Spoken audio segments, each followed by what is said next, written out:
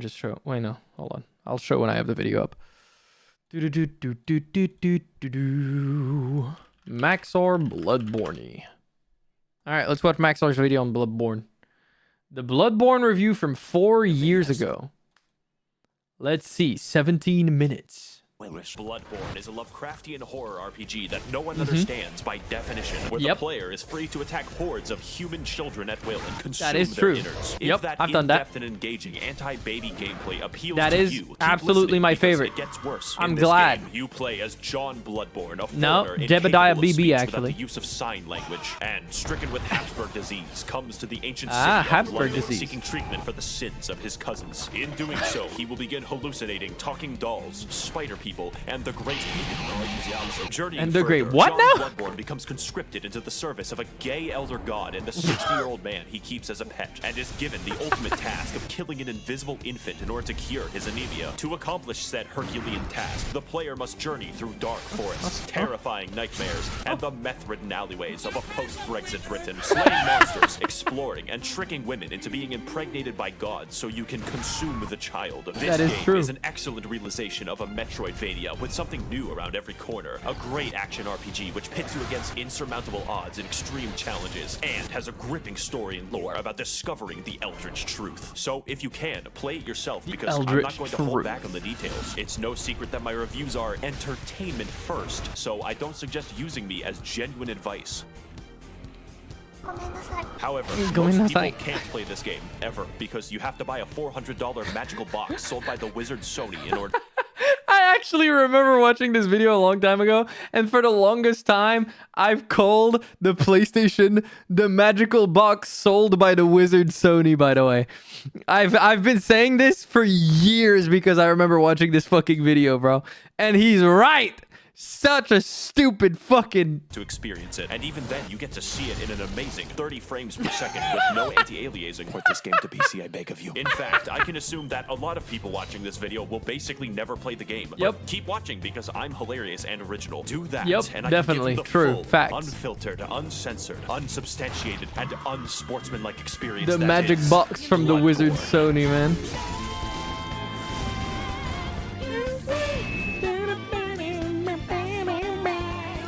Gameplay is what makes this game great, and the easiest way to describe it is simple but complicated. On a simple level, your baby brain is responsible for only 2 tasks, dodging and hitting. And dodging in this game renders you temporarily invincible. Sounds easy, right? Wrong, because every single enemy is adjusted to keep pace with you. Basic enemies are basically able to whoop your ass into fucking non-existence. Every encounter, therefore, is tense and engaging. When you kill someone, it's because you were faster and had more meth than they did. On a complicated level, you have a gun, and normally bullets hurt people, but in London, bullets are a suggestion, like the Geneva Convention. Here in England, it's all about the knife bins. Except when you shoot somebody mid-attack, you gain the mystical and arcane ability to plunge your fist through their ribcage like Mortal Kombat, and rip out their heart, which is considered rude and a slight annoyance. This extends to behind them if you charge an attack, which sometimes causes you to reach up a pig's asshole and rip out the prostate like fruit by the foot. Side note, the most optimal farming route for currency in this game is called Murdo's Pig Fisting Route. Like See, I changed the webpage. And in this route, you sneak up behind this guy and do him the dirty. Then entice these 2 swinular bastards to be mauled to death by members of Organization 13. Repeat 50 times. On a complicated level, every single weapon in the game has 2 different modes with 2 different movesets. I'm so sad because he probably doesn't even know about the cum dungeon. That would have been such a funny section in this fucking video, man.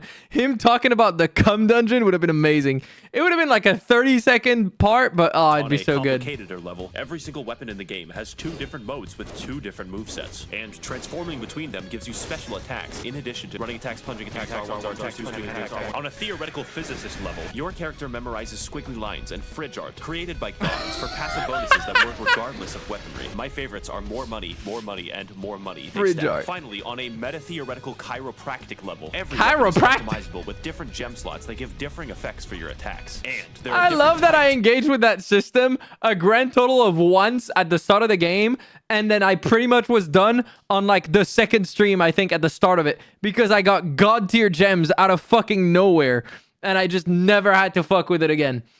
like the gem system anyways. The fortifying my weapons I engaged with the entire game, and the runes kind of, but yeah, I just maxed physical damage and I never touched it again. That can literally change all of the stats of the weapon, like making a fucking spear do more damage based off of intelligence. There's definitely more and a lot of strategy in how you level up your character, but I assume that you know how to level up in a fucking video game. But with all this combat prowess, you may be wondering, Max0r, who are these crusty abominations that you're fighting on screen? Well, to learn that much, we're going to have to delve into the lore. So buckle your britches, bitches, because this shit is wild. Buckle your britches, bitches. Just accept it as fact. I can be trusted. 60 years ago, 20 rowdy college students took their education extremely seriously because they found woman Cthulhu. She was just in a portable toilet downstairs. Also, because they were bored, they beat to death a god of the sea with some bats, but that's a story for later. It turns out the entire world is ruled and created by a race of elder gods beyond human comprehension called the Great Ones. Figuring this out, they got Cthulhu's blood and were like, we can make a religion out of this. Because it turns out the blood can heal people, which is really good due to all the knife crime. So everyone starts drinking it a little too much and they get the money to build 36 cathedrals, but it turns out eventually the blood turns you into a werewolf. So the church hires a guy named German to go fight the beasts with an organization known as the Hunters, but there's too many beasts, so he gives up. Now the knife crime is increased even more, and German sort of goes insane and creates a life-size doll of one of his students who is an 8-foot-tall Amazonian. He also canonically has sex with it. The moon god, for some reason, He fucking what now? The video has oh fuck! How did I fucking do that? Beast, so he gives up. Now the knife crime is increased even more, and German sort of goes insane and creates a life-size doll of one of his students who is an 8-foot-tall Amazonian. He also canonically has sex with it. The moon god, for some reason, kind of takes notice of this. Even the doll, should it please you? Okay, well, I mean, that does not necessarily mean he did that, but I guess it does. Fuck. Amazonian. He also canonically has sex with it. The moon god, for some reason, kind of takes notice of this and is like, all right, listen, I'm building a suicide squad. I will bring your waifu to laifu if you serve me for all time as my slave. German reasonably thinks that this is a great deal and is imprisoned in a dream. This is where you come in. See, the moon god assassinates baby gods for fun, but needs a hitman to go into the real world to do it since he's confined to the 9th dimension. So in addition to fighting all manner of giant beasts and uncovering dark secrets, the true aim of this game is to commit infanticide. There's enough bullshit here to fill tax legislation, so comment your own poorly summarized Bloodborne lore below. And for the rest of us non-chills, we have ample time to explain more of what makes this game great.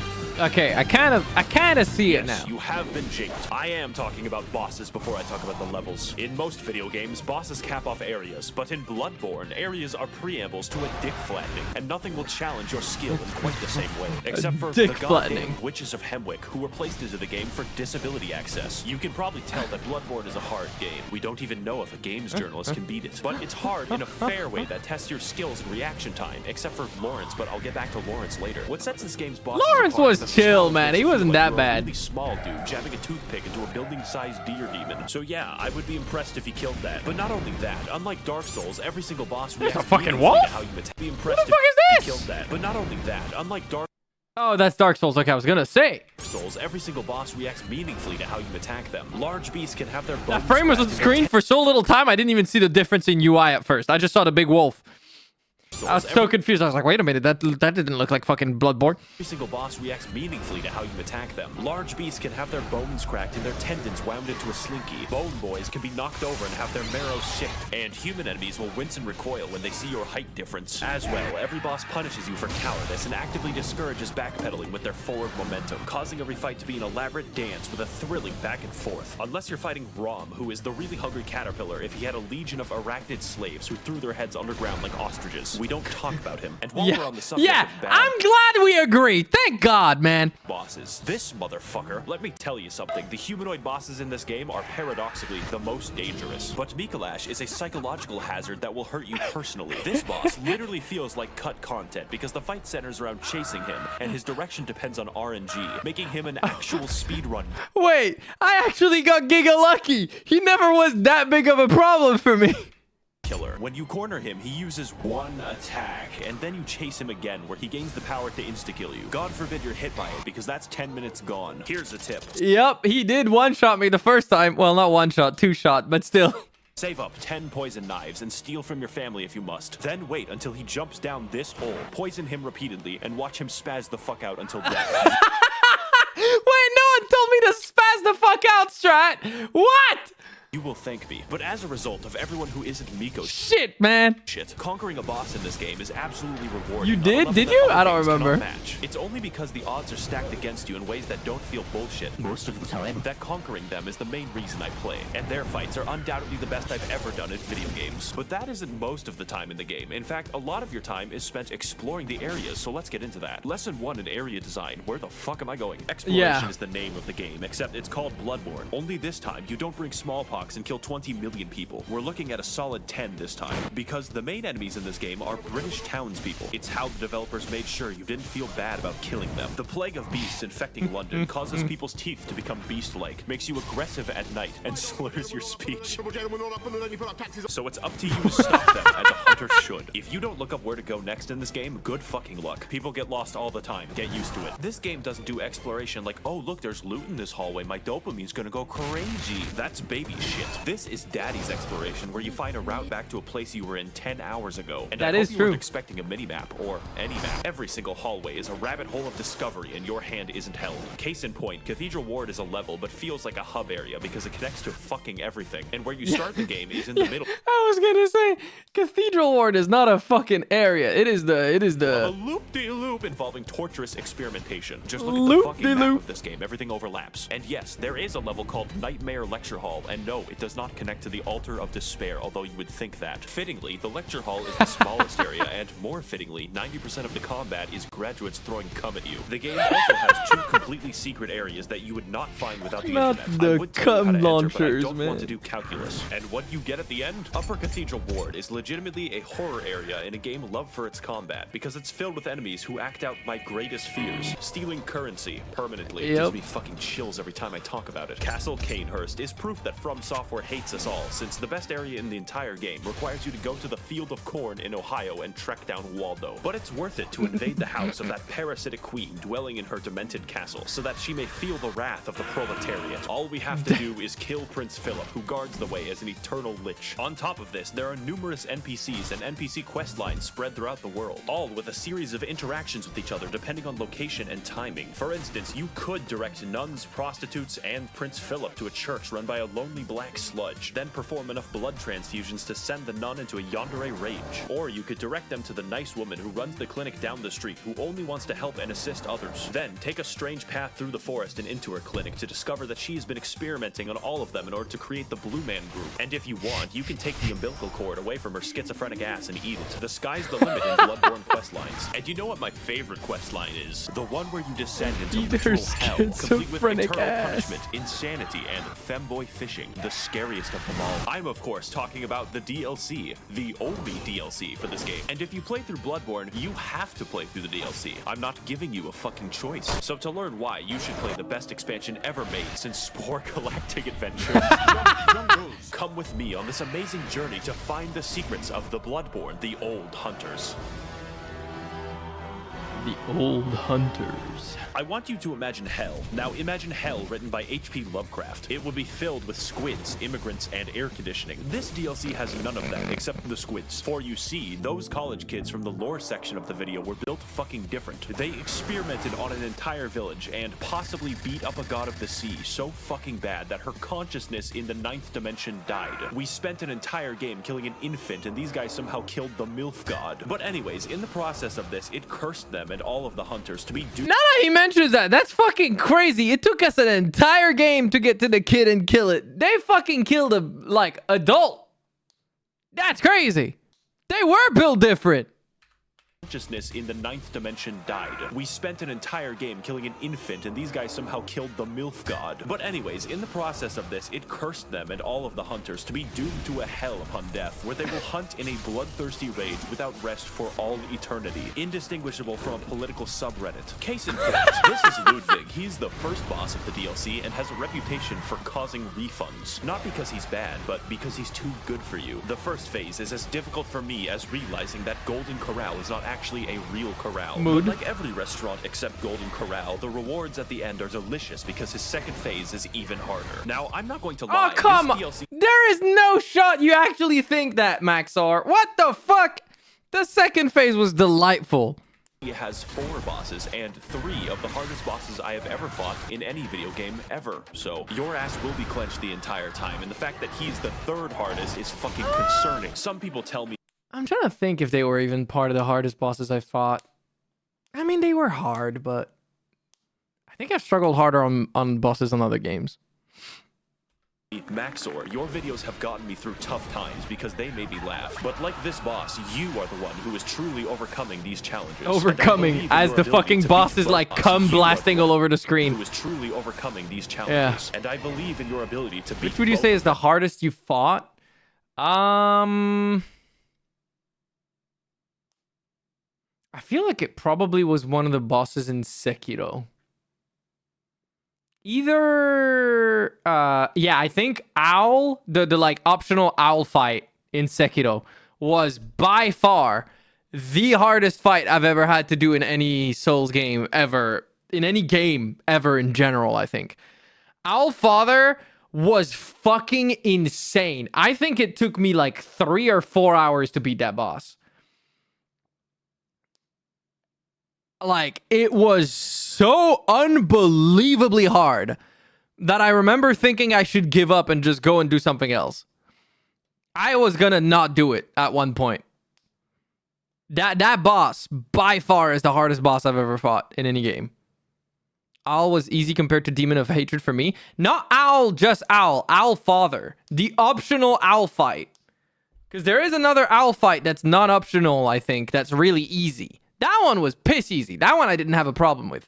But the optional one was really hard for me. Demon of Hatred also sucked, but I think I beat it relatively quickly. I don't remember how. I think I found, like, pretty quickly, like, a pattern of movement that messed with one of his moves specifically, and I just abused that to kill him. I just didn't even try to attack him any other time, and I attacked him the one time that I knew I had a guaranteed hit following up that specific move. And I would just bait that move over and over again, and then I beat it. But it still took me like an hour and a half or 2 hours to figure that out and then manage to actually do it properly. But no, yeah, Owl Daddy was beating my fucking ass. Like, Owl Father was just insane, man. Yeah, if you tried to download him completely, that's probably why. I just accepted there was no shot I was going to figure out every single one of his moves. So I was trying to bait the ones that I knew how to deal with. Owl Father, I couldn't bait shit. He was beating my ass repeatedly at speeds that should not be possible. That guy was not meant to be fought by a human being, man. King Boss Lightning Round. The DLC has many such cases of amazing like bosses, to be clear, phase 1 of Ludwig and like Koss kind of do that sometimes too, and to a certain degree Maria as well was fucking like spamming her attacks. But yeah, no, it's like different, you know. Maria, who is the it was a fun fight though. It was also one of the most fun fights. I was molding out of my fucking mind, but like it was good. He was just really hard. Every attack can be dealt with, and every attack is actually technically fair. It just has such a high requirement that it's really hard. Basis for Germans, extremely creepy 8-foot-tall doll fetish, but we'll get back to that. And Orphan of Cause, who was born from the literal dead body of a god. If you enjoy the sensation of being beaten to death with a sharpened placenta, this is the fight for you. And as with everything that From Software makes, they threw in a boss that they didn't really finish and called it a day. I'm of course talking about Lawrence, which is a very mundane name for a fire monster locked in hell. Take my advice, don't fight Lawrence, you only lose a part of yourself. Since this boss fights you by dropping off his own legs and then violently vomiting and shitting lava everywhere. I've always wanted my game about dynamic dodging and elaborate fencing to be reduced to shitty area denial like it's Team Fortress 2. To wrap things up, I got so lucky that I beat this boss the first time I saw the second phase. Like literally I got so lucky, I guess. Because like he never area denied that hard for me. I just stayed on like his front left and beat his ass to death. Thank God. Because yeah, those screenshots. Oh my fucking God. How do I keep doing this? It's because I pressed Alt on accident. This frame that he shows there, dropping off his own legs and then violently this does not look fun when he gets vomited on and then like this. I don't remember him doing this in such a large fashion against me with like lava here, on all over the screen. I've always wanted my game about dynamic dodging and elaborate fencing to be reduced to shitty area denial like it's Team Fortress 2. To wrap things up, the music of this game is pretty good, but the DLC music is fucking insane. I don't know what it is about Japanese composers being able to make better symphonies than the continent that invented them, but just take a listen. Yeah, that song is probably the best in the game, by the way. Have you ever thought, as I do, that this game is just too good? That you would really rather be playing a shittier version of the game, such as the engagement of the Chalice Dungeons? No. I, of course, jest. They're fine, probably, except for half of them, because Bloodborne has an optional system of infinite dungeon generation for all of those who wish to break free of the shackles of good level design. Let's talk about how. And more importantly, why. First of all, the German one is good, but the Ludwig Phase 2 is better in my opinion. And dungeons that are random. For my footage, I played the shared dungeons that you can be guaranteed the pain you witness on screen is mandatory. One of the biggest strengths of Bloodborne is the ability to have interesting and challenging enemy encounters gently rubbed with the blood-stained hands of Miyazaki. But I don't think I have to explain to you how randomizing almost every encounter in the game could be imbalanced. But fortunately, most enemies you encounter in the Chalice dungeons are new to spare British people your wrath, so you instead fight SCP-96. But why are we here? It turns out that the entire city of London was built on a Celtic burial ground, an ancient civilization called the Tumerians who discovered the healing powers of blood and then mysteriously disappeared. Wow, I wonder what happened. This is all cool in theory, but the reality is that most of the time you fight the same 4 enemies, and the first 3 dungeons can be replaced by Simon Says. My cat literally wouldn't notice. The Chalice dungeons are so forgotten that the developers use them to put joke enemies into the game. My favorite is the man who aggressively rolls at you stark naked wearing only his Nikes. The uniqueness also extends to the bosses, and they're actually pretty cool, like Tumerian Descendant, Watchdog, and the 3 overweight men. Do you remember that basic enemy from like 2 levels? He is the boss now. Rom, he is the boss again. The only thing stopping me from throwing myself into a wood chipper is the fact that Mikolash isn't back. And if you're going to have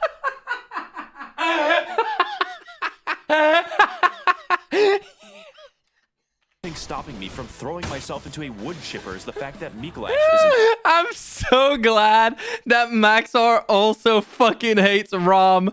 Oh my god. I'm so glad I'm not alone. Fuck ass fight, man. Back. And if you're going to have replays, you probably want to make sure that they're actually good. In fact, the bosses are so the wood chipper animation really is cinema, bro. Thank God he also hates that fuck ass boss.